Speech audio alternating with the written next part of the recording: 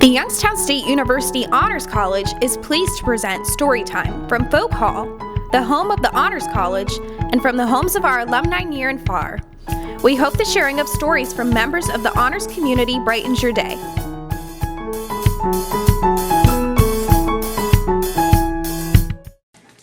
Hello, my name is Katie Berlin, and I'm a sophomore music education major here at YSU, and today I'll be reading Twas the Night Before Christmas.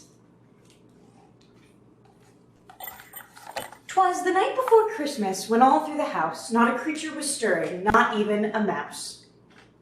The stockings were hung by the chimney with care, in hopes that St. Nicholas soon would be there.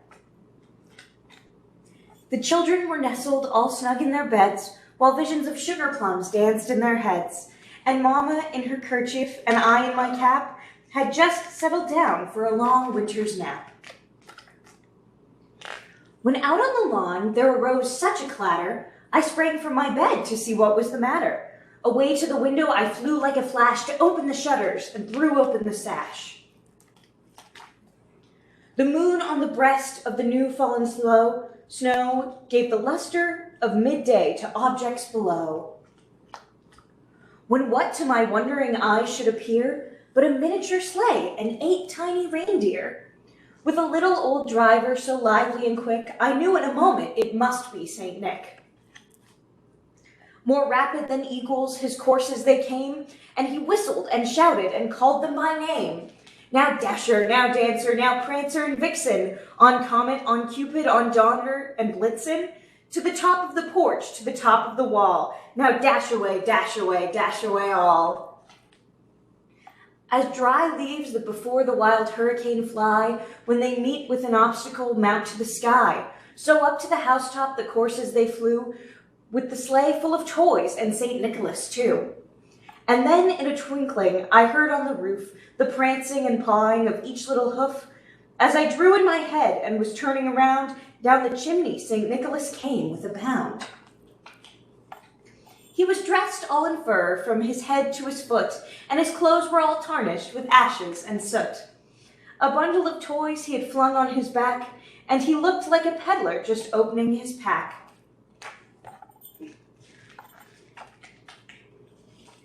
His eyes, how they twinkled, his dimples, how merry, his cheeks were like roses, his nose like a cherry. His droll little mouth was drawn up like a bow, and the beard on his chin was as white as the snow. The stump of a pipe he held tight in his teeth, and the smoke it encircled his head like a wreath. He had a broad face and a little round belly that shook when he laughed like a bowl full of jelly. He was chubby and plump, a right jolly old elf, and I laughed when I saw him, in spite of myself. A wink of an eye and a twist of his head soon gave me to know I had nothing to dread. He spoke not a word, but went straight to his work, and filled all the stockings, then turned with a jerk. And laying his finger aside of his nose, and giving a nod, up the chimney he rose. He sprang to his sled, to his team gave a whistle, and away they all flew, like the down of a thistle. But I heard him explain as he drove out of sight, Merry Christmas to all, and to all a good night.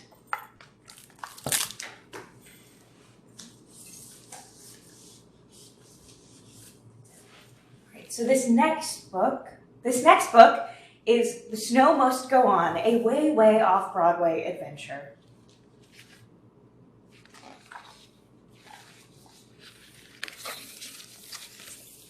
The sun shone bright and friendly in the South Pole sky.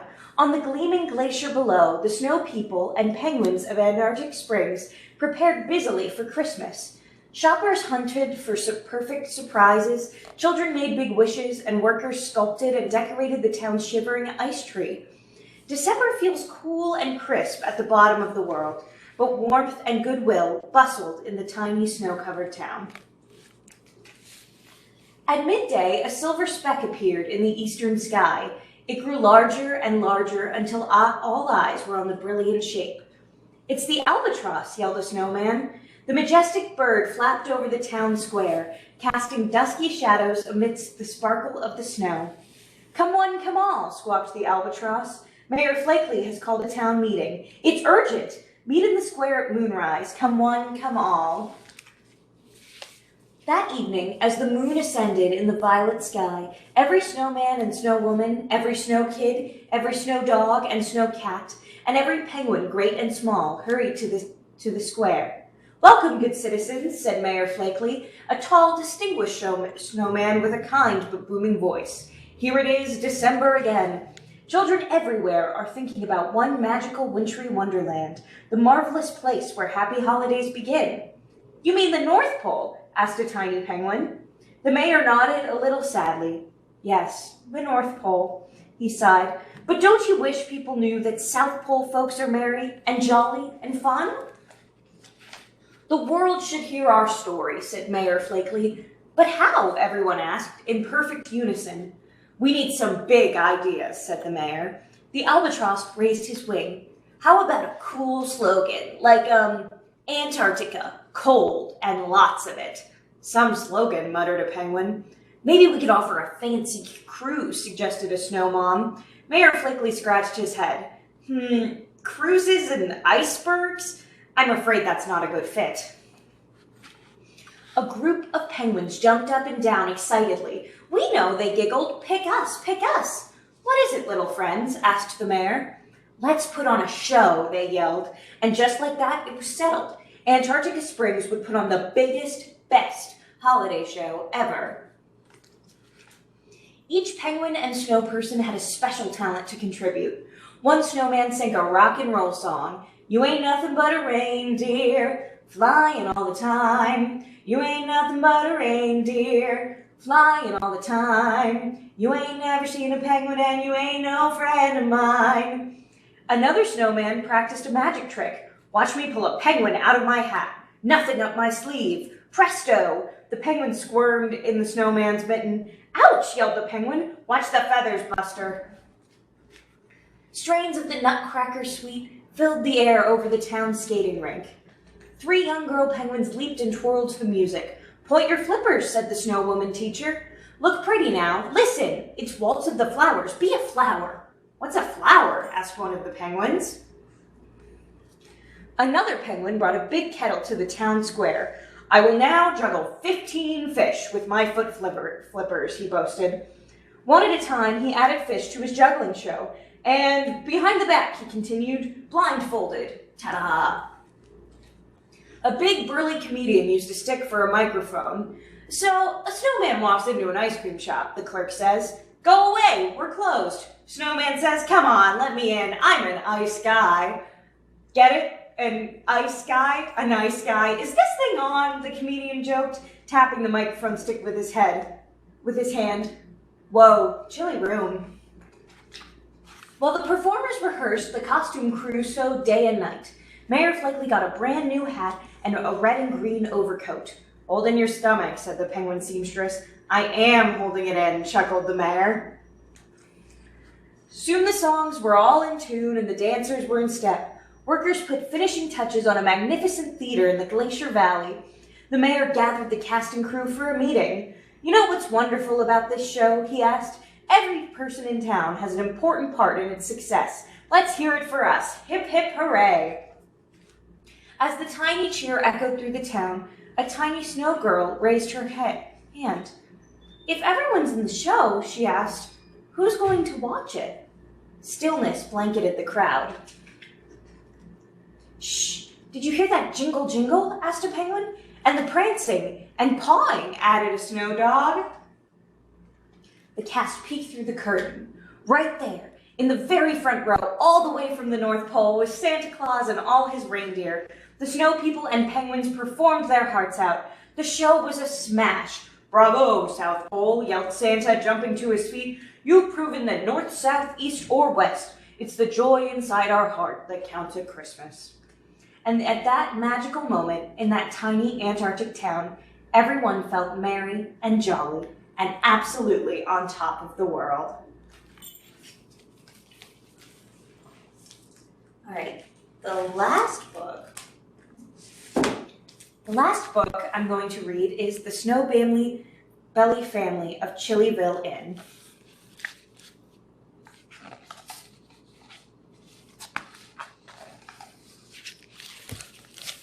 holiday time at the Chillyville Inn, and the It's holiday time at the Chillyville Inn, and the Snowbelly family is in quite a spin. There's so much to do, who can rest? Grandpa is greeting the folks at the door, in addition to handling his favorite chore, carving a gift for each guest. Inside the inn, there are songs in the air, as Papa plays piano with fabulous flair, with a solo from Twiggles the dog. Mama is bustling around with a tray of slippery ice slushies and ice cream souffle, plus a pitcher of icy cold nog. And the tree, what a tree, how the icicles glitter. And look, you can see there's a mighty fine knitter who lives here, and Grandma's her name. As Snowbird and Snowbell are topping the tree, Grandma keeps knitting, and quite rapidly, until she is heard to exclaim, "Land sakes, I forgot, I've got yarn outside soaking. Kids, won't you please take some sticks and start poking to check on my red and green dye?" So Snowbell and Snowbird go out by the barn and start stirring and swirling the 2 vats of yarn and holding up strands to the sky. When who should appear, as if out of the blue, Jingles the mischievous kitten. That's who. Last seen, she was napping in bed. Miss Jingles jumps up with spectacular speed, gets tangled in yarn like a cat tumbleweed, and when she rolls out, she's bright red. Well, Twiggles the dog simply can't be outdone. He figures that he is the master of fun and wants to be part of the scene. So he lurches and lunges at Jingles the cat, tips over a vat with a very big splat, and now he is totally green.